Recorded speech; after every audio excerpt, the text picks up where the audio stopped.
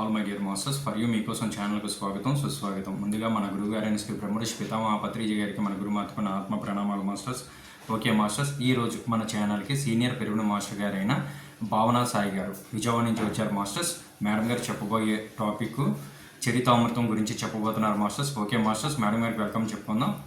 Okay madam, please welcome madam. Continue your session madam. Thank you madam. Thank you so much.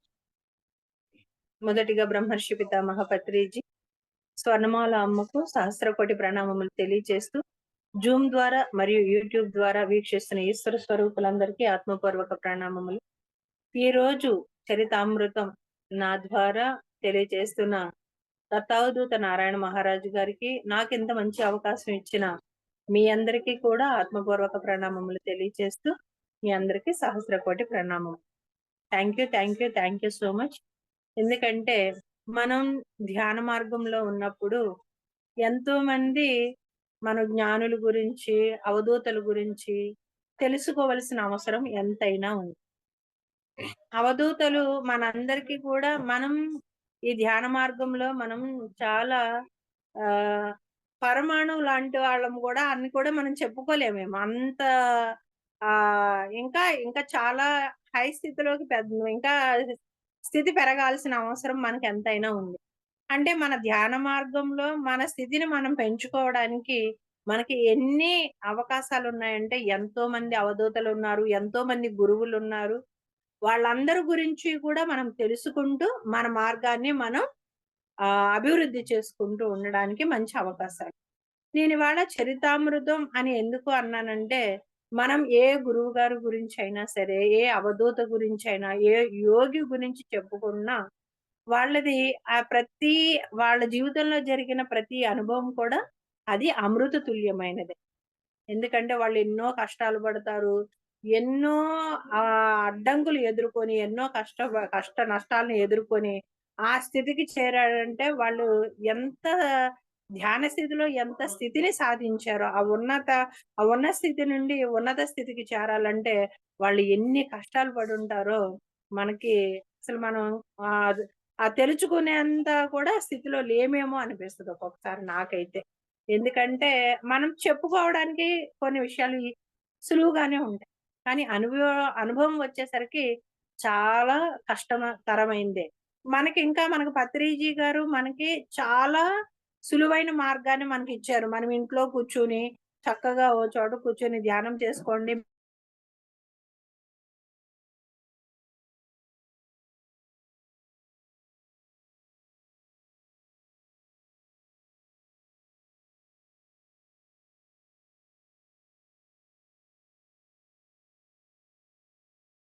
యోగులుగా, ఋషులుగా ఉన్న వాళ్ళందరూ కూడా ఎక్కడో అరణ్యాల్లోకెళ్ళి, అడవుల్లోకెళ్ళి ఎన్నో కష్ట నష్టాలు పడి, ఎన్నో బాధలు అనుభవించి, ఎండకెండి, వానకు తడిసి, చాలా ఇబ్బందులు పడి ఆ స్థితికి చేరారు వాళ్ళు. ఎందుకంటే మనకి ఎంతో మంది అవధూతలున్నారు. కానీ మనకు బాగా సుపరిచితులు అయిన వారు ఎవరున్నారు? For example Ramana Maharshi, Arunachalam. ఆయన ఎన్ని కష్టాలు పడ్డారు. అరుణాచల్ గిరి మీద ఎన్ని సంవత్సరాలు ఆయన ధ్యాన స్థితిలో ఉన్నారు. ఆ దట్టమైన అడవుల్లో ఉన్నప్పుడు ఎన్ని బాధలు అనుభవించుంటారు. నిజంగా మనం తలుచుకుంటేనే నాకైతే అసలు ఒక్కొక్కసారి ఒళ్ళంతా పులకరించిపోతుంది. ఎన్ని కష్ట నష్టాలను అనుభవించారు. ఎండకెండి, వానకు తడిచి, పురుగులు కుట్టి, అసలు తిండి లేక, ఏం లేక నిజంగా చాలా కష్టాలు అనుభవించి ఆ స్థితికి మళ్ళీ చివరి స్థితిలో ఈశ్వరుల్లో ఐక్యం అయిపోయేంత స్థితికి చేరారంటే, వాళ్ళందరూ కూడా నిజంగా ఈశ్వర స్వరూపులే. అసలు ఈశ్వరులే వాళ్ళు. ఈశ్వర స్వరూపులు కూడా కాదు. స్వయం ఈశ్వరుడే. ఈరోజు అలాంటి అద్భుతమైన అవధూతల్లో ఒక అవధూత అయిన ఈరోజు అద్భుతంగా చాలా మంచి గురువు ఈయన. దత్తావధూత అయిన శ్రీ నారాయణ మహారాజు అవధూత గురించి మనం తెలుసుకుందాం. వారి చరిత్ర అంతా కూడా వారి జీవన ప్రయాణం అంతా కూడా ఒక అమృత తుల్యమైనది. అందుకనే అవధూతల ప్రతి జీవితం కూడా అంత చరితామృతం అని అందుకనే మనం చెప్పుకునేది. వాళ్ళ చరిత్ర అంతా కూడా అమృత తుల్యమైనదే. ఇవాళ మనం నారాయణ మహారాజు గురించి చెప్పుకోవాలంటే, మనకి ఇవాళ ఆయన ఆజ్ఞ మనకి రాబట్టే. అందుకనే వారికి మొదటిగా మనందరి తరపున సహస్ర కోటి ప్రణామములు తెలియజేస్తూ, నా ద్వారా వారి జీవితంలో జరిగిన ఒక చిన్నపాటి ఆ అనుభవాల్ని నా చేత తెలియజేస్తున్న వారికి ఆత్మపూర్వక ప్రణామం తెలియజేస్తూ వారి చరిత్రని చెప్పుకుందాం. సద్గురు నారాయణ మహారాజ్ గారు 1885 సంవత్సరం మే నెల 20వ తేదీ నాడు కర్ణాటక రాష్ట్రంలోని బాగల్కోటలో అవతరించిన అపర దత్తాత్రేయులు వారు.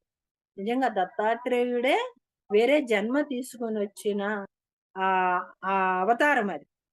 ఆ మహారాజ్ గారి తండ్రి భీమారావు గారు. ఈయన ఎంత వినయ విధేయతలు కలిగి, ఎంత ఉదార స్వభావం కలిగిన స్వాభిమానులు. ఎందుకంటే తనకి చాలా ఉదార స్వభావం ఉందంట. ఎవ్వరితో అయినా సరే చాలా వినయంగా, అభిమానంగా, గౌరవంగా, ఎవ్వరి చేత ఒక మాట అనిపించుకోకుండా, ఎవరిని ఒక మాట అనకుండా, ఎంత ఉదార స్వభావం కలిగిన గురువు ఆయన. అందుకనే అంతటి మహానుభావుల కడుపున ఈ దత్తాత్రేయ స్వరూపులైన నారాయణ మహారాజు గారు జన్మ తీసుకున్నారు. ఎందుకంటే మనం జన్మ తీసుకోవడానికి కూడా తల్లిదండ్రుల్ని మనం ఎంచుకొనే వస్తామనేది మనం నేర్చుకున్నాం. ఈ మార్గంలో మనం అనుకుంటాం.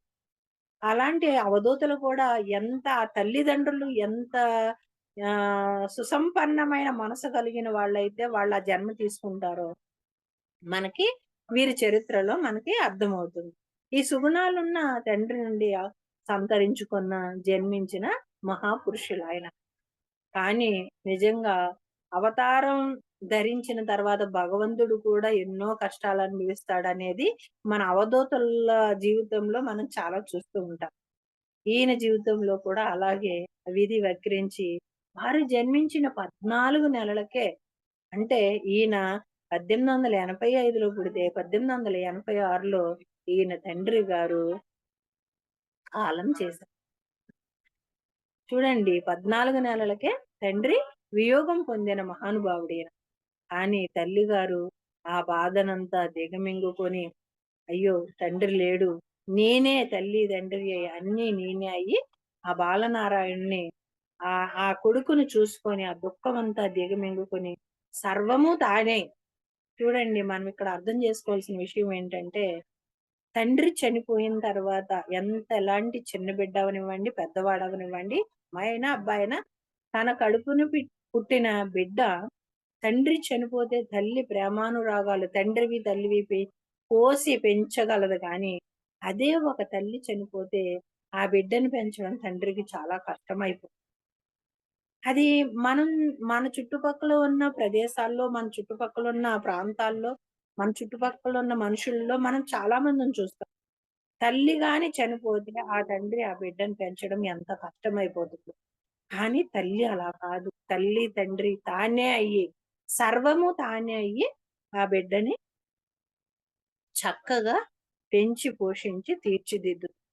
పాపం తల్లి గారు, ఆవిడ శ్రీ లక్ష్మీబాయి గారు కూడా, ఆయన తల్లి లక్ష్మీబాయి గారు కూడా అన్ని అలాగే భర్త వియోగం పొందినా సరే ఆ దుఃఖాన్నంతా దిగమింగి ఆయన్ని పెంచారు. ప్రకృతి ఎన్ని పరీక్షలు పెడుతుందో చూడండి. ప్రకృతి విధించిన పరీక్షలే ఆపదలు. అంటే చూడండి, ఆపద మనకి వస్తుంది అంటే మనం ఎవరికో ఏదో చేసుంటాం. అదే మళ్ళీ మనకి తిరిగి ఒక కష్టంగానో ఒక ఆపదగానో వస్తుంది. ప్రకృతి ఎవ్వరిని ఎక్కడ ఎప్పుడు వదలదు. భగవంతుడు ఈశ్వరుడు ఎక్కడో లేడు, మనలోనే ఉన్నాడు. ప్రకృతి అన్ని చూసుకుంటుంది. అందుకనే మనం సంకల్పం చేస్తున్నా కూడా ప్రతి సంకల్పము ప్రకృతి వింటుంది. ఆ ప్రకృతే మనకు సమాధానం. అందుకే మనకు ఒక వరాన్ని ఇవ్వాలన్నా, ఒక శిక్షణ విధించాలన్నా ప్రకృతే చూసుకుంటుంది. చూడండి, ఇక్కడ ఈవిడ అంటుంది లక్ష్మీబాయి గారు, అయితే ప్రకృతి విధించిన పరీక్షలే ఆపదలంటే అన్న రీతిన వారి 5వ సంవత్సరం వచ్చేసరికి 1890లో తల్లి గారు కూడా తండ్రి గారిని వెతుక్కుంటూ బాలనారాయణను వదిలేసి వెళ్ళిపోయారు. అంటే ఈయన్ని ఏకాకిని చేసేసారు.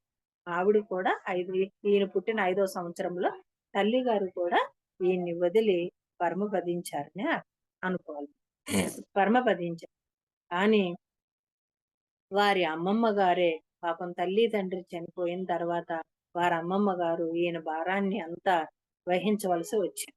ఎందుకంటే చాలా మందికి మనం చూస్తాం, తల్లిదండ్రులు చనిపోయిన పిల్లలు ఎక్కువ అమ్మమ్మల దగ్గరే ఉంటారు. కూతురు బిడ్డని ఎంత కడుపులో పెట్టి తన బిడ్డలాగే పెంచి పోషిస్తుంది అమ్మమ్మ కూడా. పరోక్షంగా ఆ దత్త భగవానుడే ఆయన సంరక్షణ భారాన్ని స్వీకరించారని మనం చెప్పుకోవచ్చు. ఎందుకంటే అమ్మమ్మ గారినైనా ఈయనకి ఇచ్చారు అంటే ఆ దత్తాత్రేయుడు ఆజ్ఞ లేనిదే ఇక్కడ ఏమీ జరగదు. నిరంతరం దత్త స్మరణలోనే కాలం గడిపేవారంట. ఈయన ఎందుకంటే ఆ కుటుంబం కూడా భగవన్నామ స్మరణ చేసే కుటుంబం గనుక ఈయనకెప్పుడు కూడా పుట్టిన దగ్గర నుంచి, ఊహ తెలిసిన దగ్గర నుంచి దత్త స్మరణ చేయడం అంటే చాలా ఎప్పుడు ఆ దత్త స్మరణలోనే ఈయన కాలం గడిపేశారు. 8 సంవత్సరాలు వచ్చిన ఈ బాలనారాయణుడికి ఉపనయనం చేయాలి అని అనిపించింది అమ్మమ్మ గారికి. ఎందుకంటే సర్వసాధారణంగా బ్రాహ్మణ్స్ లోను, వైశ్యాస్ లోను కూడా అందరూ ఉపనయనం చేస్తారు. అది ఉపనయనం 8వ సంవత్సరం వచ్చేసరికి ఉపనయనం చేసేస్తారు. అట్లానే ఆ ఉపనయనం చేయించాలి. ఆ సంస్కారం అంతా చక్కగా చేయించాలి. తల్లిదండ్రులు లేని పిల్లవాడు కదా! మనం వదిలేయకూడదనే ఆ ప్రేమతో, ఆ వాంఛతో ఈవిడ అమ్మమ్మ గారు ఆ పిల్లవాడికి ఉపనయనం చేయించాలని అనుకుంది. ఈయనేంటి 8 సంవత్సరాలు కదా! పిల్లలతో ఆటలాడుకుంటూ అటు ఇటు తిరిగే వయసు అయింది. అలాగే పిల్లలతో ఆటలాడుతూ ఒకరోజు ఈయనేం చేశాడంటే, ఊరి చివర ఒక గుహ ఉంటే ఆ గుహ దగ్గరికి వెళ్ళారు. ఆ గుహలో ఏముందో ఏంటో చూడాలన్న కుతూహలం ఈయనకి. గుహ లోపల ఏముంది? అసలు గుహలో ఏముంటది? 8దో సంవత్సరం కదా! అన్నీ ఎంత పెద్ద గుహ ఉంది. లోపల ఏముంది? ఏంటి? చూడాలన్న కుతూహలం కలిగింది. కానీ గుహ అంటే భయంకరంగా ఉంటుంది. గబ్బిలాలు అన్నీ. మనం చూడండి ఎప్పుడైనా మనం షిరిడీ వెళ్ళినప్పుడు ఎల్లోరా కేవ్స్, అజంతా కేవ్స్ వెళ్తే ఎప్పుడు జనాలు తిరుగుతూనే ఉంటారు. కానీ లోపలికి వెళ్ళంగానే ఎన్ని గబ్బిలాలు ఉంటాయో భయంకరం. ఆ సౌండ్ ఏదైనా మనం మాట్లాడితే తిరిగి మనకే వినిపిస్తూ ఉంటుంది. అలాంటిదే ఎప్పుడు జన సంచారం తిరిగే గుహల్లోనే అలా ఉంటే, అసలు ఈ గుహలోకి ఆ ఊళ్ళో వాళ్ళు ఎవ్వరు వెళ్ళనే వెళ్ళరు. భయం ఆళ్ళకి. అంత భయంకరంగా ఉంటుంది గేంకారంలాగా గుహ. కానీ ఈ 8 సంవత్సరాల పిల్లవాడికి అసల అందులో ఏముంది? ఏంటి? చూడాల్సిందే అని ఆ గుహలోకి ఈయన మెల్లగా వెళ్లారు. ఇక్కడ ఈయన తోటి పిల్లలందరూ కూడా వద్దు, వద్దు అంటూనే ఉన్నారు. అయినా సరే ఈయన వెళ్ళారు. ఆ గుహలోకి అడుగు పెట్టాలంటే ఈయనకి భయం వేస్తుంది. చిన్న పిల్లోడు కదా! బాగా గింకారంగా ఉంది, భయంకరంగా ఉంది, చీకటిగా ఉంది. వెళ్ళాలన్న కోరికైతే ఉంది గానీ భయం ఉంది. అయితే కానీ ఎప్పుడు ఆయన వెనకంజ వేయలేదు. ఎందుకంటే ఆయన గురువుగారుగా పూజించే, భగవంతుడిగా పూజించే దత్తాత్రేయుడు ఆయనతో ఉంటాడని ఈయనకి నమ్మకం. అయితే ఈయన వెనకంజ వేయకుండా ఆ గుహలోకి మెల్లగా వెళ్ళాడు. వెళ్తుంటే ఆ మెట్లు ఉన్నట్టు ఆయనకనిపించింది. ఒక్కో మెట్టు, ఒక్కో మెట్టు. ఆ మెట్లు ఆయన దిగుతూ ఉన్నారు. దిగంగానే ఈయన లోపలికి ఎప్పుడైతే ఆ మెట్లన్నీ దిగి గుహలోకి వెళ్ళిపోయాడో, ఆ గుహలోకి వెళ్ళంగానే 4 దిక్కుల నుండి కూడా దివ్య జ్యోతులు ఆ గుహను మొత్తం ప్రకాశవంతం చేసేసి ప్రజ్వరిల్లుతూ దివ్య దర్శనం అయిందంట. గుహలోకి ఈయన ఎప్పుడైతే అడుగుపెట్టాడో పెద్ద పెద్ద జ్యోతులు ఆయనకి మొత్తం గృహ అంతా వెలిగి ఈయనకి చాలా అద్భుతమైన దర్శనం అక్కడ ఎదురయింది. అయితే ఎదురుగా సాధనావస్థలో ఉన్న ధ్యాన నిమగ్నులైన ఒక మహాయోగి దర్శనం. ఆ కాంతులు, ఆ దివ్య జ్యోతుల కాంతిలో ఒక యోగి ఈయనకి దర్శనం కనిపించారు ఆయన అక్కడ. ధ్యానం చేసుకుంటూ ఉన్నారు నిమగ్నంలో. ఇంకొక వైపు ఒక ఉయ్యాల ఉంది. పెద్ద ఉయ్యాల. ఆ ఉయ్యల్లో ఊగుతున్న చాలా పెద్ద పాము పసుపు రంగులో ఉన్న మహాబలిష్టమైన సర్పరాజం ఈయనకి కనిపించింది. కానీ ఈయనకి అది చూడాలంటే కూడా మనకు భయమేస్తుంది కదా! ఆ బాలనారాయణ్‌ని చూడంగానే సర్పరాజం ఏం చేసింది, ఈయన దత్తాత్రేయ అవతారులైన నారాయణ మహారాజు గారికి వంగి ఈ పిల్లవాడికి అంత పెద్ద సర్పం కూడా వంగి నమస్కరించి అక్కడి నుంచి అదృశ్యమైపోయిందంట. తన కోసమే ఆ ఊయలను వదిలి వెళ్ళిందా అన్న అనుభూతి కలిగింది నారాయణుడికి. అయితే ఊయల అధిరోహించారు. ఈయన వెళ్ళి ఆ పాము దిగిపోయి అదృశ్యమైపోగానే ఈయన వెళ్ళి ఆ ఊయల్లో కూర్చున్నాడు. ధ్యానావస్థలో ఉన్న యోగి పుంగవులు కళ్ళు తెరిచారు. ఈయన ఎప్పుడైతే వెళ్లి ఉయ్యల్లో కూర్చున్నారో అప్పుడు ఆ ధ్యానావస్థలో ఉన్న యోగి పుంగవులు కళ్ళు తెరిచి చూశారు. వెంటనే బాలనారాయణులు వారికి ప్రణమిల్లారు. ఆ ఆ యోగి ఎప్పుడైతే కళ్ళు తెరిచి చూశారో అప్పుడు ఈ నారాయణ మహారాజు గారు ఆయనకి వంగి ఆత్మ ప్రాణామం తెలియజేశారు. వారి దివ్య దృష్టితోనే ఆశీస్సులందించి తిరిగి ధ్యాన నిమగ్నులయ్యారు యోగేంద్రులు. ఆయన దివ్య దృష్టితో చూశారు ఈయన ఏంటి ఎవరు అని. ఏమీ మాట్లాడకుండా ఆయనకు ఆశీస్సులు అందించి మళ్ళీ కళ్ళు మూసుకొని ఆయన తపోవనంలోకి ఆయన ధ్యాన స్థితిలోకి ఆయన వెళ్ళిపోయారు. వారి దివ్య దృష్టిని కటాక్షంతోనే ఆ విశ్వమంతా నిండి ఉన్న సమస్త శక్తులు ఆయనకి సంప్రాప్తమైన దివ్యానుభూతి కలిగిందంట. ఆ యోగీంద్రులు ఆ యోగి మహారాజు ఎప్పుడైతే ఒక్కసారి ఈ నారాయణ మహారాజు గారు యొక్క చూసారో ఆశీస్సులు అందించారో వెంటనే ఈయనకి ఈ విశ్వంలో ఉన్న శక్తులన్నీ ఆయనకి కలిగిన అనుభూతి ఆ మొత్తం అంతా ఈయనకి బాగా ఆ దివ్య అనుభూతి కలిగింది.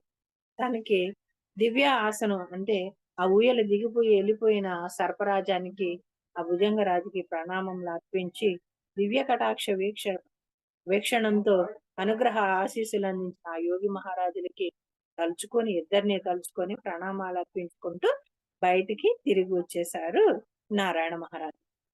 జరగబోయే దివ్య చరిత్రకి ఇది భవ్య సంకేతం అనిపించక మానదు. ఎందుకంటే ఆయన భవిష్యత్తులో ఏం జరగబోతుంది ఏంటనేది ఇక్కడ మనకి ఒక మార్గాన్ని చూపించారు యోగి మహారాజు. నారాయణ మహారాజుల వారికి 1894లో వేదశాస్త్ర సంపన్నులు శంకరాచార్య పీఠాధిపతి అర్హులైన బ్రహ్మర్షి ఉప్పినబెట్టిగిరి గారి ద్వారా ధార్వాడ్ లో యజ్ఞోపవీత సంస్కారం జరిపించబడింది. వాళ్ళ అమ్మమ్మ గారు యజ్ఞోపవీతం అంటే ఉపనయనం చేయించారు. ఆయన ఏ గురువు గారు అంటే ఉప్పినబెట్టిగిరి గురువు గారు అని. అయితే విశ్వానికే మహామంత్రము ఉపదేశించే సంస్కరించగల కారణ జన్మునికి తాను గాయత్రి మంత్రాన్ని ఉపదేశిస్తున్నాను, యజ్ఞోపవేతాన్ని ఇస్తున్నానని ఈయనకి అప్పటికి తెలియదు.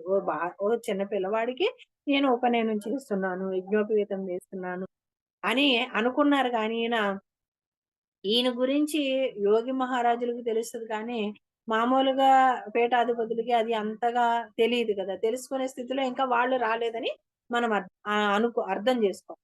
అప్పటికి ఆయనకి తెలియదు ఈయనే దత్తావతార స్వరూపులని, నేను ఆయనకే గాయత్రి మంత్రాన్ని ఉపదేశిస్తున్నానని ఆయనకి ఆ రోజు తెలిసి ఉండదు అని ఇక్కడ మనకి అర్థమవుతుంది.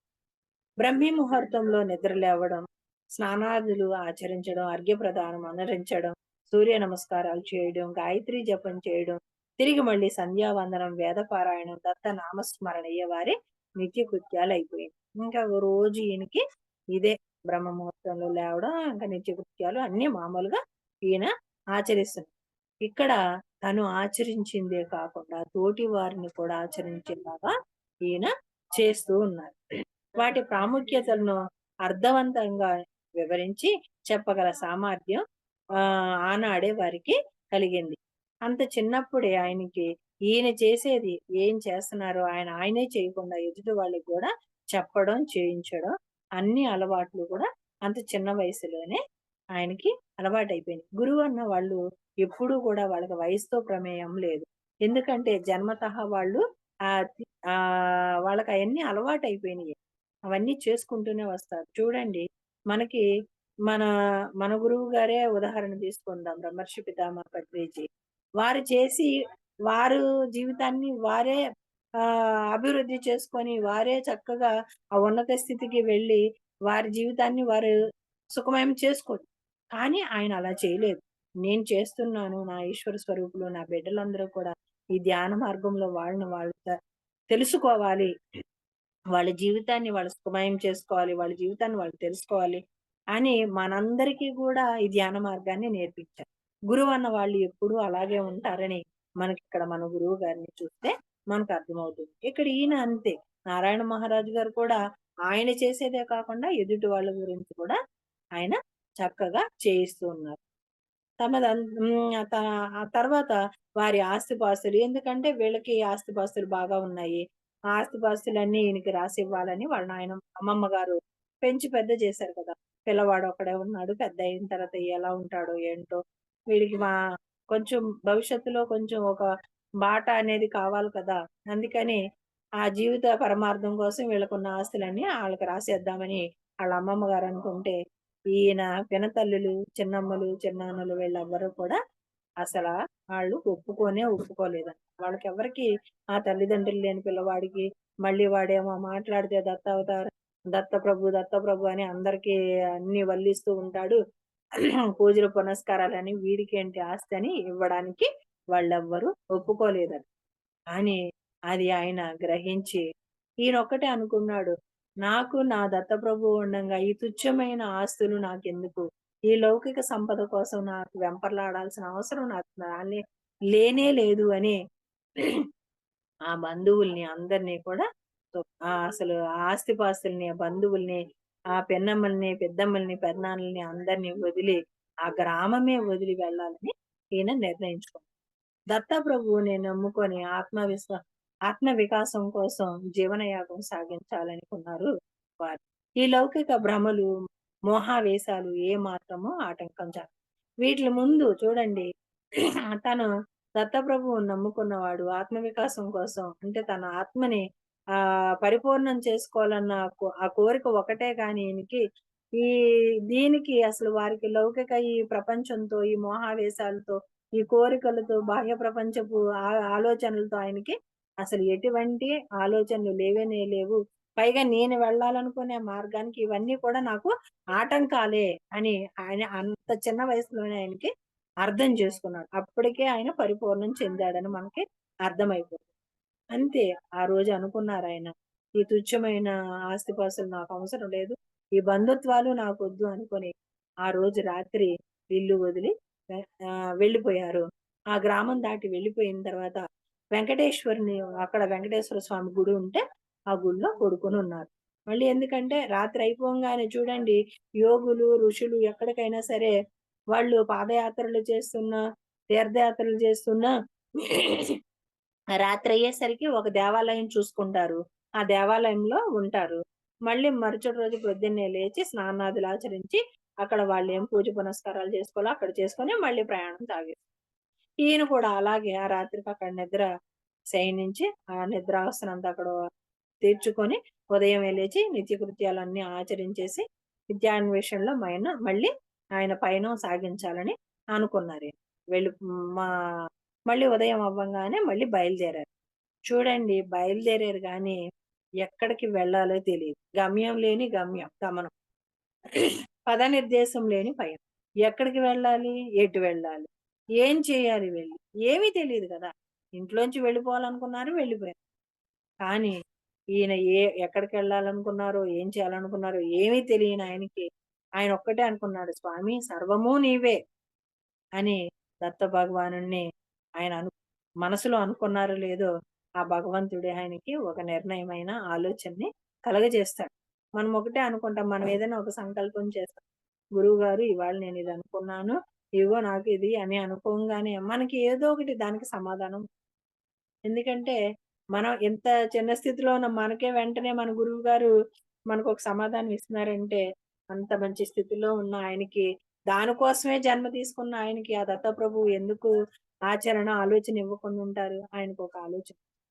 కానీ ఆకలి దప్పులను అధిగమించి కొనసాగుతున్న వారి ప్రయాణంలో సౌదత్తి అనే గ్రామం చేరారు. ఈయన నడుస్తూ ఉన్నారు, వెళ్తున్నారు. ఆకలి లేదు, దాహం లేదు, ఏమీ లేదు. ఇంకా అలాగా నడుచుకుంటూ వెళ్ళిపోతున్నారు. వెళ్ళంగా సౌందత్తి అనే గ్రామం చేరారు. అక్కడ ఎల్లమ్మ పర్వతం మీద రేణుకాదేవి ఆలయం ఒకటుంది.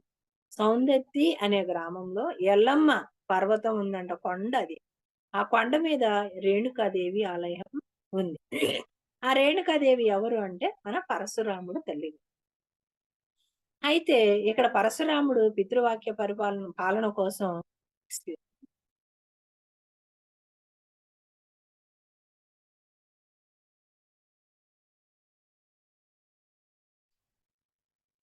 పరశురాముడు పితృవాక్య పాలన కోసం తల్లి రేణుకాదేవిని శిరచ్ఛేదనం గావించి తండ్రి వరంతో తిరిగి తన మాతృదేవిని పునరుజ్జీవింపజేసుకున్న పవిత్ర స్థలి అది.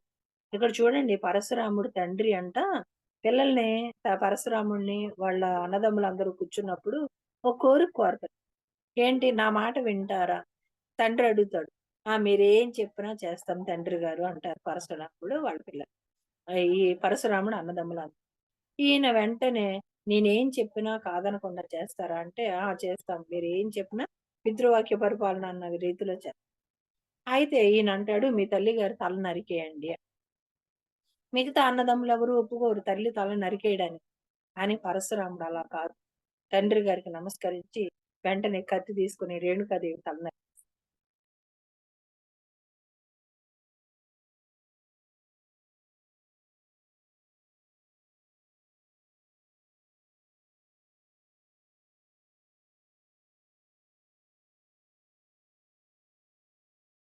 ఏం వరం కావాలో కోరుకుంటారు పరశురాముడు.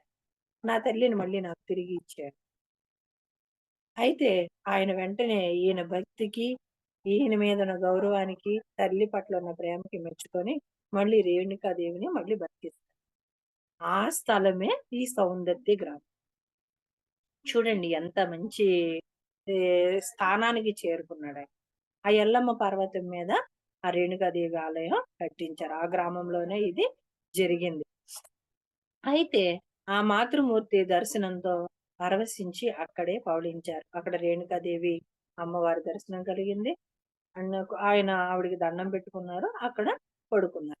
మరుసటి రోజు ఉదయమే లేచి స్నాన కుండలలో స్నానం ఆచరించడానికి వెళ్ళగానే రేణుకామాత దర్శనమిచ్చి అభయ ఆశీర్వాదాలు అందించి అదృశ్యమైపోయారు. చూడండి, రేణుకాదేవి కనిపించి ఈయనకి ఆశీస్సులు అందించి మళ్ళీ ఆశీర్వదించి ఆవిడ అప్పటికప్పుడు అదృశ్యమైపోయింది.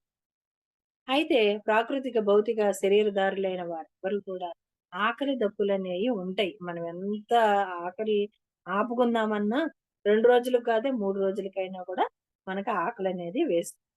అయితే ఈ ఆకలి బాగా ఈయనకి ఆకలి వేస్తుంది.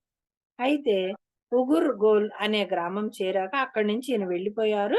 వెళ్తూ ఉన్న దారిలో కూడా ఉగుర్ గోల్ అనే గ్రామానికి చేరాక వైశ్య దేవం అర్పించడానికి, అంటే ఒక వైశ్యుడు ఆయన ఉపవాసం ఉన్నారు. ఒక అతిథికి అక్కడ అన్నం ఆహ్, ఈయన ఆ ఉపవాసాన్ని విడవడానికి ఒక అతిథికి భోజనం పెట్టి, ఈయన మళ్ళీ ఆ ఉపవాసాన్ని విడవాలని ఒక అతిథి కోసం ఎదురు చూస్తున్నాడు ఒక వైశ్యుడు. అయితే ఈ వైశ్యుడు నిరీక్షిస్తున్న ఒక సద్బ్రాహ్మణుని సమీపించి భవతి భిక్షాందేహి అని ఆచించారు ఈయన.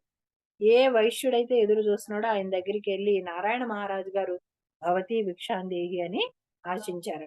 ఈ యాచించినప్పుడు ఆయన మారు మాట్లాడకుండా నేను ఒక బ్రాహ్మణుడు గురించి ఎదురు చూస్తున్నాను, ఎవరైతే అన్నదానం చేయడానికని ఆయన అనుకుని చక్కగా భోజనం పెట్టేస్తే బాగు. కానీ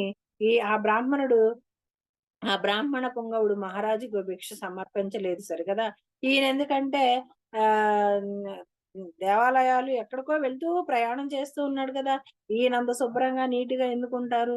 ఆ ఉన్న బట్టలను ఉతుక్కోవడం, వేసుకోవడం ఆయన. కానీ ఈ నారాయణ మహారాజు గారు ఆయనకి నచ్చలేదు. నచ్చకపోయేసరికి ఏమన్నారు, పోనీ లేకపోతే లేదని చెప్పేసి ఉండొచ్చు. ఈయన పైగా సమర్పించలేదు సరిగదా! ఆయన్ని ఆయన వాలకాన్ని చూసి ఎన్నో మాటలు మాట్లాడుతూ, నిందలు వేస్తూ, నింద వాక్యాలతో తోలనాడుతూ దూషణ, భూషణ, తిరస్కారాలను సమంగా భావించి నారాయణ మహారాజులు చాలా తిట్లు తిట్టారంట ఆయన. అయితే నారాయణ మహారాజు గారికి బాధ కలిగింది. ఎప్పుడూ ఆయన ఎవ్వరిని ఏమీ యాసించలేదు. అడక్కడక్క ఒక్కసారి అన్నం అడిగితే ఈయన ఎన్నో తిట్లు తిట్టుకునేసరికి, ఇక ముందు జీవితంలో ఎప్పుడూ కూడా నేను దేన్ని ఎవరి ముందు ఆశించకూడదు అనే నిర్ణయాన్ని తీసుకొని, అదే సమయంలో అప్పుడే సంకల్పం చేశారు. సంధ్యా సమయం అవ్వగానే సంధ్యావందన ఆచరించి దగ్గరలో పాండురంగ మందిరంలో పాండురంగ స్వామి గుడి ఒకటి ఉంటే, ఆ పాండురంగ స్వామి నామస్మరణ సంకల్పించి ఆశీస్సులే అక్కడ కూర్చున్నారు. ఆ పాండురంగ స్వామి గుడిలో కూర్చొని ఉన్నారు. అదే సమయంలో పాపం ఈయనకి ఆకలేస్తుంది కదా! ఆకలితో ఉన్నారు కదా!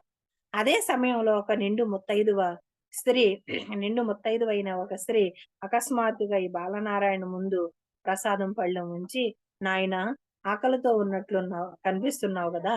ఈ ఆ పాండురంగడే ఈ ప్రసాదం నీ కోసం పంపించాడు.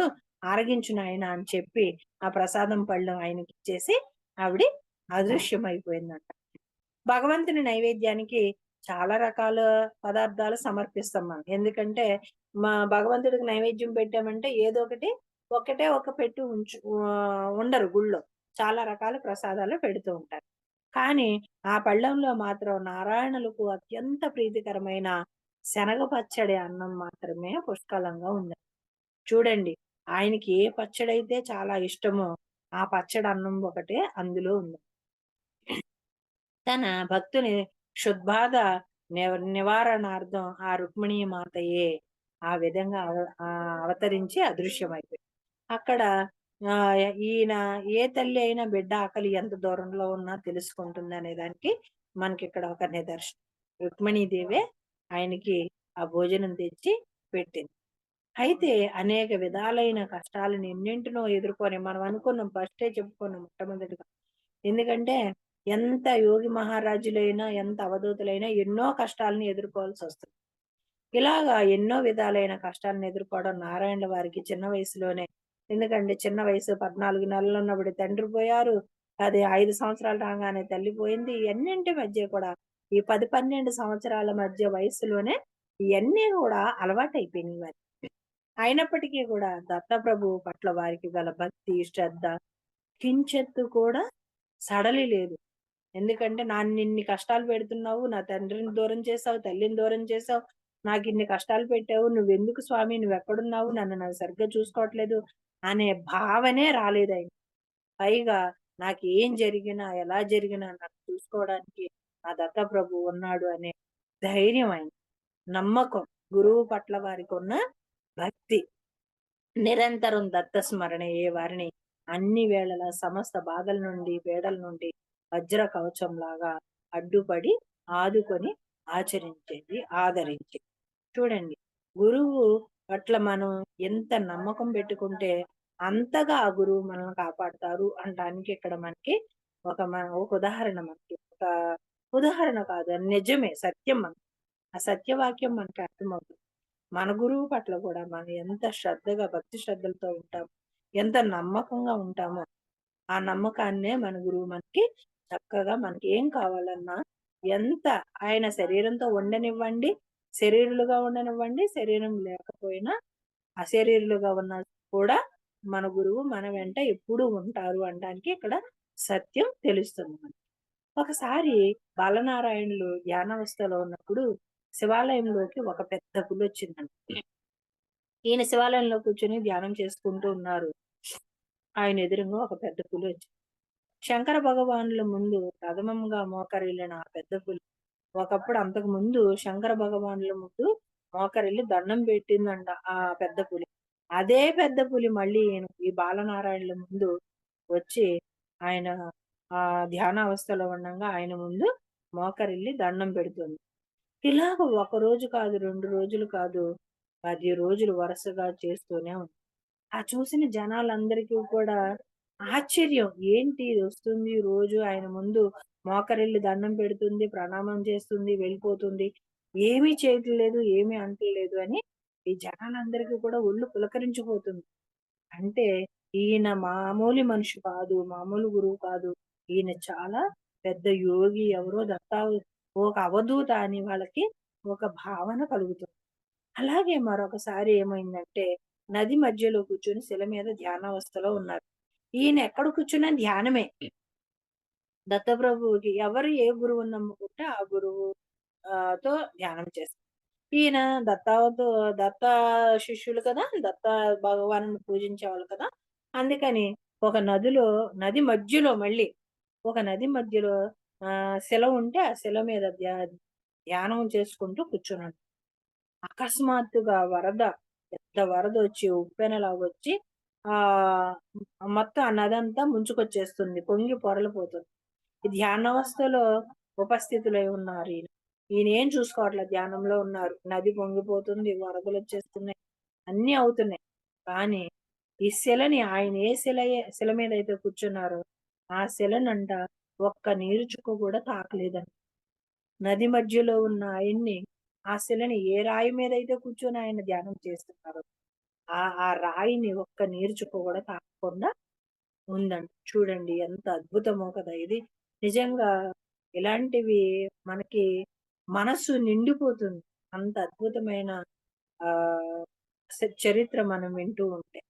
అయితే మరొకసారి ఏం జరిగిందంటే, తమ సంచారంలో ఒక అరణ్యంలో ఎందుకంటే వెళ్తూ ఉంటారు. అది ఊరవ్వచ్చు, అడవవ్వచ్చు, అరణ్యాలవ్వచ్చు ఇలా వెళ్తూ ఉంటారు. ఒక అరణ్యం గుండా ఈయన సంచరిస్తూ ఉన్నారు. బాగా నడుస్తూ ఉన్నారు కదా! బాగా దప్పిక వేసేస్తుంది. ఈయనకి బాగా దప్పిక వేసి ఒక చెట్టు కింద కూర్చుండిపోయారు. ఇంతలో ఎక్కడినుంచో ఒక వ్యక్తి గుర్రం మీద వచ్చి ఆయన నీరు దొరికే స్థలం చూపించి అదృశ్యమైపోయారు. చూడండి భగవంతుడు ఎక్కడికక్కడే వీళ్ళని ఎలా కాపాడుతూ మన నమ్మకమే ఆహ్, మన ప్రతి మార్గానికి కూడా అక్కడ ఒక ఆచరణని చూపిస్తుంది. ఆయన దత్తప్రభువు పట్ల ఎంత నమ్మకంగా ఉన్నాడో, ఆ నమ్మకమే ఆయన్ని కాపాడుతుంది. ఈయన దప్పికతో పడిపోయి ఉంటే, ఒక గుర్రం మీద ఒక వ్యక్తి వచ్చి, "ఇగో బాబు పలానా చోట అక్కడ నీళ్లొస్తాయి చూసుకో" అని చెప్పి ఆ స్థలం చూపించి అదృశ్యమైపోయారు. ఇంకొకసారి అడవిలో ఒక చెట్టు కింద ఈయన నిద్రిస్తూ ఉన్నారంట. ఇలాంటివి నిజంగా కొన్ని సార్లు మనం నమ్మలేమేమో ఫ్రెండ్స్. అంత అలాంటి అద్భుతాలు జరుగుతూ ఉంటాయి అవధూతల జీవితాల్లో. అయితే ఒక రాత్రి ఆ అడవిలో ఒక రాత్రి నిద్రపోతూ ఉంటే చెట్టు కింద పడుకొని నిద్రపోతున్నారు ఈయన. వీళ్ళకి ఇయన్నీ తుచ్చమైనవే అసలు ఆళ్ళన్నీ ఏం పట్టించుకోరు కూడా. అయితే ఆ రాత్రి పెద్ద కొండ చిలువ ఈయన పడుకొనున్నారు కదా! ఆ 2 కాళ్ళని చుట్టేసుకుందంట. మెలుకువ వచ్చి చూసేసరికి ఈయన 2 కాళ్ళని ఆ కొండ చిలువ చుట్టుకొని పడుకొనుంది. అదే మనలాంటోళ్ళమైతే ఏం చేస్తాం? గోల గోల చేస్తాం. అసలు అలాంటి అడవుల్లో, అలాంటి అరణ్యాల్లో మనం వెళ్ళనే గూడా భయం మనకి. ఈయన ఆ కొండ చిలువను చూసి ఏ మాత్రం చలించలేదంట. పాపం దాని తెరన అది పడుకుంది. నా తెరన నేను పడుకున్నాను అన్నట్టుగా కామ్‌గా ఈయన పడుకొనున్నారు శుభ్రంగా. అసలు విడిపించుకునే ప్రయత్నం గూడా చేయలేదీయన. ఇంతలో బాగా కుంభవృష్టిగా వర్షం వచ్చింది. ఆ వర్షం రాంగానే కొండ చిలువ ఏం చేసింది? వారి కాళ్ళను వదిలి వెళ్ళిపోయింది. ఆయనసలు మాట్లాడలేదు. వదిలించుకున్న ప్రయత్నం చేయలేదు. ఏమీ కదలలేదు. ఆయన చూడండి ఎంత చక్కగా దాని తెరన అది పడుకుంది. నా తెరన నేను పడుకున్నాను. ఆ వర్షం రాంగానే ఆయన్ని వదిలేసి, ఆ కాళ్ళను వదిలి ఆవిడ వెళ్ళిపోయింది. ఇలాంటి, ఇలాంటి అనుభవాలు ఎన్నో ఉంటే, ఇంకొక పెద్ద విచిత్రమైన అద్భుతం ఏంటంటే, ఇలాంటివి మనం కళ్ళారా చూస్తేనే నిజమేమో అనేంత అలాంటి నమ్మేంతగా ఉంటాయి యోధుల జీవితాలు. ఒకరోజు ఒక విచిత్రం, పెద్ద విచిత్రం. ఇది నిజంగానే అత్యంత అద్భుతమైనది. అద్భుతం గూడా కాదు. అత్యంత అద్భుతమైన సంఘటన. ఏ శాస్త్రానికి కూడా అందనిది. ప్రత్యక్ష సాక్షులు తప్ప మరెవ్వరూ నమ్మలేనిది అనే చెప్పుకోవాలక్కడ. నారాయణుల వారి శ్వాస నిలిచిపోయింది. నారాయణుల వారు ఏం చేశారు? పడుకొనున్నారు. శ్వాస నిలిచిపోయింది. భౌతిక దేహం నుండి చైతన్య జీవము బయటకు వెళ్ళిపోయింది. అయితే ఈయనలో ఆహ్, ఈ మనలో ఉన్న ఈ ఆత్మస్వరూపం ఏదైతే ఉందో ఆయన నుండి బయటికి వెళ్ళిపోయింది. అందరూ అనుకుంటున్నారు ఆయన మరణించారు. ఇక అంతిమ సంస్కారాలకి ఏర్పాట్లు చేసేయాలి అనుకుంటున్నారు. ఆ చుట్టుపక్కల ఉన్న వాళ్ళందరూ కూడా. ఆ తరుణంలోనే ఎక్కడి నుండో ఒక సాధు పుంగవుడొచ్చి వేరే చోట ఆయన ఉన్న దగ్గర నుంచి ఎక్కడి నుంచో వచ్చారు సాధు పుంగవులు. ఎప్పటికప్పుడే కాపాడుతున్నారు కదా! వారు నోరు తెరిచంట నారాయణ మహారాజు గారు నోరు తెరిచి కొంచెం తీర్థం పోశారు. ఆ తీర్థం పోయంగానే ఆ నోట్లోంచి 3 అడుగులు పొడవైన సర్పము బయటకొచ్చిందంట ఆయన నోట్లోంచి. చూడండి ఎంత అద్భుతమో కదా! నిజంగా చూస్తేనే మనం నమ్మబుద్దవుతుందేమో. ఆయన ఆ సాధు పుంగవులు రావడం, నోట్లో కొంత తీర్థం పోయడం, మళ్ళీ ఈయన నోట్లోంచి 3 అడుగులు గల సర్పం రావడం. అది బయటకు రాంగానే నిద్ర నుంచి లేచిన రీతిలో నారాయణ మహారాజు గారు లేచి కూర్చోవడం. నోట్లోంచొచ్చింది, బయటికెళ్ళిపోయింది. ఈయన నిద్ర నుంచి లేసిన మహానుభావుడులాగా లేచి కూర్చున్నారు. ఎంత అద్భుతమో ఈ విధమైన సంఘటనలు ఎన్నో వారి జీవిత చరిత్రలో మనం ఎన్నో చూడొచ్చు. అయితే ఎక్కడ ఉన్నా, ఏమి చేస్తున్నా మనస్సులో సదా దత్త స్మరణ తప్ప అన్య చింతన ధ్యాసే లేదు వారికి. ఏదైనా చేయనివ్వండి, దత్త స్మరణ. దత్త దర్శనము తనకి ఎప్పటికి కలుగుతుందో అన్న ఆలోచనలే మది నిండుగా మెదులుతూ ఉండేవాడు. ఎప్పుడు కూడా ఒకటే, నేనెప్పుడు దత్త స్మరణ చేస్తున్నాను, స్వామివారి దర్శన భాగ్యం ఎప్పుడు కలుగుతుంది. ఇదే ఆలోచన. ఇంక వేరే ఆలోచనే లేదాయనకి. అలా అనుకుంటూ గూడా ధ్యాన నిమగ్నులైపోయేవారు. ఇలా ఒకరోజు అలా ధ్యానం చేసుకుంటూ స్వామివారు ఎప్పుడు దర్శనం కలిగిస్తారా? ఎప్పుడు కలిగిస్తారా? అనుకుంటూ ఆ ధ్యానంలోకి వెళ్ళిపోతే, ఒకసారి స్వప్నంలో ఒక యతీంద్రులు వారు కనిపించి, నారాయణ్ అని పిలిచారట. పిలవంగానే ఆ కలలోనే, స్వప్నంలోనే, నారాయణ్ నువ్వు గాణగాపూర్‌కి బయలుదేరి వచ్చేసేయ్ అని చెప్పారంట. దత్తప్రభువుని సేవించుకో. గాణగాపూరొచ్చి నువ్వు దత్తప్రభువుని సేవించుకో అని అన్న మాటలు ఈయనకి వినిపించాయి ఆ కలలో.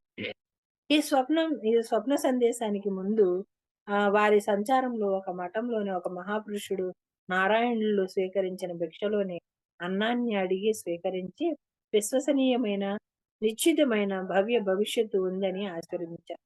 ఈ కళ రాకముందు ఈయన భోజనం చేస్తుంటే ఒక మహానుభావుడొచ్చి ఆయన దగ్గర ఆ తింటున్న అన్నంలోంచి కొంచెం బాబు అన్నం పెట్టని అడిగి కొంచెం తీసుకొని తిని ఆయన ఈయన్ని ఆశీర్వదించారంట. ఏంటంటే, "నీకు చాలా మంచి భవిష్యత్తుంది.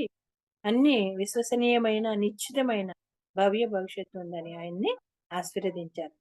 ఆశీర్వదించింది ఎవరు అంటే, ఈయన కలొచ్చిన తర్వాత ఈయన అనుకుంటున్నారు, వారెవరో కాదు సాక్షాత్తు దత్తప్రభువే ఆ రూపంలో దర్శనమిచ్చారని ఈ స్వామి నారాయణ మహారాజు గారు అనుకుంటున్నారు. మరి ఏ ఇతర ఆలోచనలు లేకుండా కలొచ్చింది అవునా కాదా అనే ఆలోచనే లేదు వీరికి. ఇంక వెంటనే వేరే ఆలోచన ఏం పెట్టుకోకుండా వారు వెంటనే బయలుదేరి గాణగాపూర్‌కు చేరుకున్నారు. ఆ పవిత్ర తపోస్థలిలో అడుగడగానే అనిర్వచనీయమైన అనుభూతి, భావోద్వేగం, ధ్యానమగ్నత అవతరించి అవతరించి వేశాయంట. చూడండి, ఈయనే కాదు, ఈయన గాణగాపూర్ వెళ్ళంగానే ఎప్పటినుంచో దత్తప్రభువుని చూడాలి అనే ఆ తపన ఉంది కదా! అలాంటి ప్రభువుకి ఆ ప్రదేశానికి వెళ్లి స్వామివారిని చూడంగానే ఆనందం అంతా ఇంతా కాదు. మనం చెప్పుకోనలవి లేనంత. ఆయనే కాదు, మన జీవితంలో కూడా మనకి ఎన్నో అనుభవాలు జరుగుంటాయి. మనమే ఒక ఎగ్జాంపుల్ చెప్పుకోం. మనం ఒక ప్రదేశానికి వెళ్ళాలి అనుకుంటాం. ఆ ప్రదేశానికి వెళ్ళంగానే మనకు మనం తట్టుకోలేనంత ఆనందం కలుగుతుంది. అనుభూతి చెందుతాము. అక్కడ మనకేదో ఒక గత జన్మలో ఆ ప్రదేశంతో మనకేదో అనుభవం ఉన్న ఆ అనుభూతిని మనం చెందుతాం. ఎందుకంటే అది మనం ప్రతి వాళ్ళ జీవితంలో ఉంటుందనే నేను అనుకుంటాను. ఎందుకంటే నా జీవితంలో ఫస్ట్ నాకు జరిగిందట్లా. నేనెందుకంటే బిఫోర్ మై మ్యారేజ్ నేనెప్పుడు ఏ తీర్థ యాత్రలకి వెళ్ళల. నా పెళ్లి కాకముందు మా అమ్మగారు, మా నాన్నగారు నన్ను ఏ తీర్థయాత్రలకి తీసుకువెళ్ళలేదు. అదే మేము ఫస్ట్ నుంచి 3 తరాల నుంచి వైష్ణవ మతస్థులం గనక ఎప్పుడూ పూజలు, పునస్కారాలు ఇవే. అయితే మా అమ్మగారు, మా నాన్నగారు ఎప్పుడు ఏ తీర్థయాత్రలకి తీసుకువెళ్ళలేదు. ఏమి అవ్వలేదు. అయింది. మా పెళ్లయిన తర్వాత ఈయన తిరుపతి వెళ్దామన్నారు.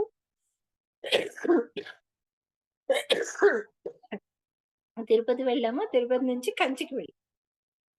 కంచికి వెళ్ళగానే విష్ణు కంచి, శివ కంచి ఉంటాయక్కడ. మేము మొదటిగా శివ కంచికి తీసుకెళ్లారీయన. నేను అసలెప్పుడు నే మా ఊరు దాటి నేనెప్పుడు బయటికి వెళ్ళంది నేను. ఆ శివ కంచి ఆ గుడిలో పెద్ద పెద్ద గోడలుంటాయి. ప్రహరీ గోడలు. చాలా పెద్ద గోడలు. నేనదే నా జీవితంలో ఈ ఈ జన్మలో మొట్టమొదటిసారిగా ఆ గుడిలోకి అడుగు పెట్టంగానే నాకు నేను తట్టుకోలేనంత ఆనందం, ఆవేదన కూడా. ఒక ఒక రకమైన ఆనందకరమైన బాధ. కళ్ళంబడి నీళ్ళొచ్చేస్తున్నాయి నాకు. నాకేం తెలియట్లా. నేను అనుకుంటున్నాను ఏంటి ఈ గుడంతా నాకు తెలుసు. ఈ ప్రదేశమంతా నాకు తెలుసు అనే భావన కలుగుతుంది. నేను మా వారితో అంటున్నా, మేము వెళ్తున్నాము. నేను అంటున్నా, ఇలా ఎదరికి వెళ్ళండి. అక్కడ ఒక గుడుంది. అక్కడ ఆహ్, ఆహ్, స్వామివారుంటారు. అక్కడ వెంకటేశ్వర స్వాముంటారు. ఆహ్, అక్కడ అమ్మవారుంటారు, అయ్యవారుంటారు. ఇలా తిరగంగానే అక్కడ ఒక అమ్మవారి గుడి ఉంటుందని నేను గుడిలోకి వెళ్ళక ముందే చెప్తున్నా. మనం వెళ్ళే దారిలో ఎదురుగా ఉత్సవమూర్తులుంటారు. అక్కడ కళ్యాణం జరుగుతుంది అని నాకు నేనుగానే చెప్తున్నా. ఈయనంటున్నారు, "నువ్వెప్పుడు పెళ్ళికి ముందు ఎక్కడికి వెళ్ళలేదన్నావు గదా! ఇయన్నీ నీకు ఎలా తెలుసు?" నిజంగా నేనెప్పుడు ఎక్కడికి వెళ్ళలేదు. నాకు తెలీదు. మరి ఎలాగా నీకు ఎప్పుడు ఎక్కడికెళ్ళంది నువ్వు ఇయన్నీ ఎలా చెప్తున్నావు? ఆ! సరే చూద్దాం. ఎదరికి వెళ్ళంగానే నేనేదైతే చెప్తున్నానో అక్కడ ఉత్సవమూర్తులుంటారు, కళ్యాణం జరుగుతుంది. సేమ్ అలాగే ఉత్సవమూర్తులున్నారు, కళ్యాణం జరిగే ప్రదేశం అది. అక్కడి నుంచి రైట్‌కి వెళ్ళంగానే అమ్మవారి గుడుంటుంది. ఇంకా అసలు నా ఆనందానికి అంతు లేకుండా ఉంది. అద్భుతం అన్నమాట. ఆ ప్రదేశం అంతా నాకు తెలుసు. నేను చూసాను. ఆ స్వామివారితో నాకేదో అనుభవం ఉంది. ఎప్పుడో నేను ఆ గుడిలో ఎప్పుడో ఉన్నాను. అదంతా నాకు బాగా తెలిసిన పరిచయమైన ప్రదేశమే. అంతే తెలిసింది. ఈయనసలు నమ్మట్లా. నేను రాలేదు అంటే. నువ్వు రాకుండా ఇవన్నీ నువ్వెలా చెప్తున్నావు? నువ్వేదేదైతే ఎక్కడుందని చెప్పావో అన్నీ అక్కడున్నాయి. నువ్వొచ్చి నాతో అబద్ధం చెప్పావు. అయ్యో! మీతో అబద్ధం పెళ్ళైన కొత్త ఎలా నమ్ముతారు? నమ్మరు. లేదండి నేను మీతో అబద్ధం చెప్పాల్సిన అవసరం ఏముంది? నేనెప్పుడూ రాలేదు. ఎందుకు ఊరికే గుళ్ళో కూడా అబద్ధం ఆడతావు? అమ్మో! ఈయనతో ఆర్గ్యూ చేస్తే మళ్ళీ ఇక్కడేదో గొడవయ్యేట్టుంది. అసలే పెళ్లయిన తర్వాత మొట్టమొదటిసారిగా మనం గుడికొచ్చాము ఎందుకులే అని నేనే నోరు మూసుకొని కూర్చున్నాము. ఇద్దరం కూర్చొనుంటే అక్కడ ప్రసాదం తింటూ ఉన్నాము. ఎదురుగా ప్రసాదం తింటున్నప్పుడు అక్కడ ఒక స్తంభం ఉంది. ఆ స్తంభం ఎందుకో నన్ను చాలా బాగా ఆకర్షిస్తుంది. గుడిలో పెద్ద పెద్ద స్తంభాలుంటాయి గదా! ఈ వేద పండితులందరూ కూడా ఆ స్తంభాల దగ్గర కూర్చొని జపం జేస్తూ ఉంటారు. అక్కడ ఒక స్తంభం నన్ను బాగా ఆకర్షిస్తుంది. ఆ స్తంభంతో నాకేదో ఒక అనుభూతి, ఒక పరిచయం. ప్రసాదం ఈయనకిచ్చేసి ఇప్పుడే వస్తానుండండి అని ఆ స్తంభం దగ్గరికెళ్ళి, ఆ స్తంభాన్ని గట్టిగా పట్టుకుంటే నాకు తెలియకుండానే కళ్ళెంబడి నీళ్ళు ధారలుగా వచ్చేస్తూ ఉన్నాయి. ఏంటో నాకు చాలా ఒక మంచి అనుభూతి. ఆ స్తంభంతో గూడా నాకు పరిచయం. నేనొక్కటే చెప్పుకున్నా. నాకప్పుడు అర్థమవుతుంది. నేను ఆ స్తంభానికి ఒకటే చెప్పా. ఈ జన్మలో అయితే నేను ఇదే మొట్టమొదటిసారి రావడం. నేను గత జన్మలో మీతో నాకేమన్నా అనుభవం ఉందేమో నాకు తెలియడం లేదు. కానీ మిమ్మల్ని అందరిని చూసాను. మీతో నాకు చాలా అనుభవం ఉంది. ఈ ప్రదేశం అంతా తెలుసు అనే అనుభూతి నాకు కలుగుతుంది. తెలుసు గూడా. కానీ నేను గత జన్మలో మీతో ఉండుంటాను. మీ దగ్గర కూర్చొని ఉండుంటారు. నేనేదైనా తెలిసి తెలియక తప్పులు చేసినా, అప్పుడులో ఏయైనా కర్మలున్నా అవన్నీ కూడా నన్ను క్షమించి, మన్నించండి అని ఆ స్తంభానికి గట్టిగా వాటేసుకొని దండం పెట్టుకొని, మీ ఆశీర్వచనాలు ఇవ్వండి అని చెప్పి దండం పెట్టుకొని అక్కడే కాసేపు అక్కడ కూర్చున్నప్పుడు ఒక అనుభూతి నాకు. ఇక్కడ నేనెప్పుడో ఎప్పటినుంచో చానాళ్ళ నుంచి కూర్చున్నాను. ఆ కూర్చున్నాను. ఈయన ఇంకెక్కడ ఎంతసేపు కూర్చుండిపోతావు? గుళ్ళోనే కూర్చుండిపోతావా? ఇంకా విష్ణుగంచెళ్ళాలి. ఆ! కంచి కామాక్షి అమ్మవారి గుడికెళ్ళాలి. రా రా ఇంకక్కడ దండం పెట్టుకున్నా. మళ్ళీ పునర్దర్శన భాగ్యం కలిగించు స్వామి అని చెప్పి దండం పెట్టుకొని ప్రసాదం తీసుకొని వచ్చా. ఇన్ని చూడండి నిజంగా మన గత జన్మలో మనతో బంధం ఉంటే ఒక గుడైనా, ఒక స్తంభమైనా, ఒక ఏదైనా ఖచ్చితంగా మనకి అది తెలుస్తుంది. మనం మన మనసు మంచిదై ఉండాలి. మనం పవిత్రంగా ఉండాలి.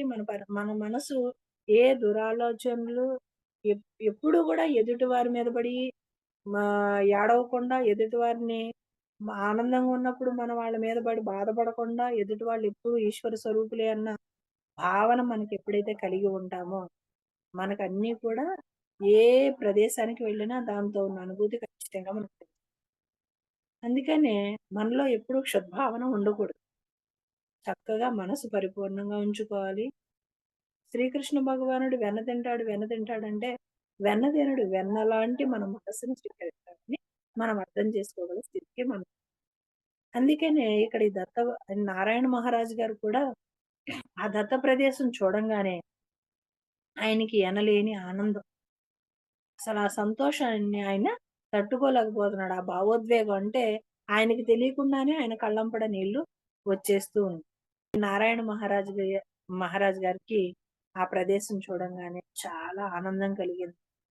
ఈ అక్కడ శుభ్రంగా కూర్చొని నేను ధ్యానం చేసుకోవచ్చు, స్వామివారి దగ్గరే ఉండొచ్చు అని తల్లి, తండ్రి అన్నీ ఈయనే నాకు అన్నీ దత్త భగవానులే అన్న ఆ ఆనందం ఈయనకి చాలా కలిగింది. తనను ఒక బిడ్డగా భావించుకొని తల్లిదండ్రుల రూపంలో సాక్షాత్తు ఆ దత్తుడే, ఆ దత్త భగవానుడే తన ఆలనా పాలన చూస్తున్నట్లుగా నిరంతర అనుభూతి అయితే ఈయనకి కలిగింది. తల్లిదండ్రులు లేని నాకు అన్నీ ఈయనే అయ్యి నన్నెప్పుడు చూసుకుంటున్నారు. అన్ని ప్రదేశాల్లో ఎక్కడికక్కడ కాపాడుతూనే ఉన్నారు కదా! అన్నీ ఆయనే అయ్యే అన్నీ తనే అయ్యి కాపాడారని ఆ ఆనందం ఈయనకి అంతా ఇంతా కాకుండా ఉంది. ఆత్మస్వరూపంలో ఉన్న దత్తభగవానుడే నిరంతరం నివసిస్తున్నది. దివ్య స్మరణతో దివ్య స్ఫురణతో వారికి ముఖబింబం దేదీప్యమానంగా ప్రజ్వరిల్లిపోతూ ఉన్నది. చూడండి. ఆత్మస్వరూపంలో ఉన్న దత్తభగవానుడే. ఎక్కడో లేడు దత్తభగవానుడు. నా ఆత్మస్వరూపంగా నాలోనే ఉన్నాడు. నాలోనే ప్రజ్వరిల్లబడుతూ ఉన్నాడు. అంటే దేదీప్యమానంగా నాలోనే వెలిగిపోతూ ఉన్నాడు. ఆయనకి అర్థమైపోయింది. దత్త భగవానుడు ఇంకెక్కడో లేడు. నాలోనే ఉన్నాడు. జ్యోతి స్వరూపుడు నాలోనే ఉన్నాడు. దేదీప్యమానంగా వెలుగుతూ ఉన్నాడు. ప్రజ్వరిల్లుతూ ఉన్నాడు. అంతలాగా ఆయనలో ప్రజ్వరిల్లుతూ ఉన్నాడు గనుకే ఈయనకింత మంచి అవధూతగా ఎదిగేంత ఆహ్, ధ్యాన స్థితికి ఎదగగల స్థితి వచ్చిందని ఆయనకు అర్థమవుతుంది. జపము ఆయనకు అర్థమైంది. వెంటనే ఈయనెప్పుడు చేసుకునేదే జపము, దత్తోపాసన. ఎందుకంటే ఆయనకి ఏ ఉపాసన అయితే ఈయన చేస్తూ ఉంటారో ఆ ఉపాసన. తీవ్ర సాధన ఇవే నిత్య కృత్యాలయ్యాయి. ఈయనకింక ఆనందంతో ఇంకసలు వేరేదేమీ లేదు. ఇంకెప్పుడు జపం చేసుకుంటున్నాడు, తత్వోపాసన చేస్తూ ఇంకా అదే సర్వము అన్నీ అదే అయిపోయిందాయనకి. వేరే ధ్యాసే లేదాయనకి. తన భౌతిక దేహంతోనే దత్త సాక్షాత్కారం పొందిన అనుభూతి సత్యమేనని ఆయనకి రుజువయ్యిందంట. చూడండి. తన భౌతిక దేహంతోనే, ఈ శరీరంతోనే మళ్ళీ ఆయన ఆత్మస్వరూపంగా ఇంకా ఈయన ఒక ఆత్మస్వరూపంగా కూడా కాకుండా, నాలో ఉన్న దత్త భగవానుడు, నాలోనే జ్యోతి స్వరూపంగా ఉన్న దత్త భగవానుడిని ఈ దేహంతోనే నేను సాక్షాత్కరించగలిగాను. నేను తెలుసుకోగలిగాను అనే అనుభూతి అది నిజమే, సత్యమే. మనం ఎక్కడికో వెళ్ళక్కర్లేదు, ఏం చేయక్కర్లేదు. ఈ శరీరంతోనే మనలో ఉన్న భగవంతుడిని మనం సాక్షాత్కరించు సాక్షాత్కరించుకోవచ్చు. అది మనం ఎలా చేయాలి అంటే, ఇక్కడ మనకి నారాయణ మహారాజు గారు కూడా చెప్తున్నారు. అదంతా ధ్యాన స్థితితోనే మనం సాధించుకోగలమనే నిజాన్ని ఇక్కడ మనకి ఆయన రుజువు చేశారు. ఆయనకి రుజువైంది మనందరికీ కూడా రుజువు చేశారు. ఎంత అద్భుతమైన ఎందుకంటే ఇంకా ఈయన జీవిత చరిత్ర చాలా ఉంది ఫ్రెండ్స్. మరొకసారి మరో క్లాస్‌లో చెప్పుకుందాం. ఇలాంటి యోధుల జీవిత చరిత్రలన్నీ కూడా అమృత తుల్యమైనవే. మనం ఎప్పుడూ ఏదో ఒక అవధూత గురించి చెప్పుకుంటూ ఉండాలి. ఈరోజు కొద్దిపాటి మాత్రమే చెప్పుకున్నాం. ఇంకా అద్భుతమైన చరిత్ర ఉంది వారికి. నెక్స్ట్ క్లాస్‌లో మళ్ళీ మనం ఆ స్వామివారు, ఈ ఈశ్వర స్వరూపులందరికీ మళ్ళీ మనకు మంచి అవకాశం ఇస్తే అది కంటిన్యూ చేసుకుందాం. ఈరోజు ఇంత మంచి అవకాశం నాకు కలగజేసిన ఈశ్వర స్వరూపులందరికీ, దత్తాత్రేయ స్వామి మహారాజ్‌కి, నారాయణ మహారాజు గారికి ఆత్మపూర్వక ప్రణామములు తెలియజేస్తూ, నా గురుదేవులైన షిరిడీ సాయినాథులకి సహస్రకోటి తెలియజేస్తూ, మన గురుదేవులైన బ్రహ్మర్షి పితామహ భద్రేజీకి, స్వర్ణమాల అమ్మకు సహస్రకోటి ప్రణామములు తెలియజేస్తూ, మీ అందరికీ thank you so much. Okay madam. For you మీకోసం మన ఛానల్కి వచ్చి ఎంతో ఆత్మజ్ఞానం అందించారు masters. Thank you madam. Thank you.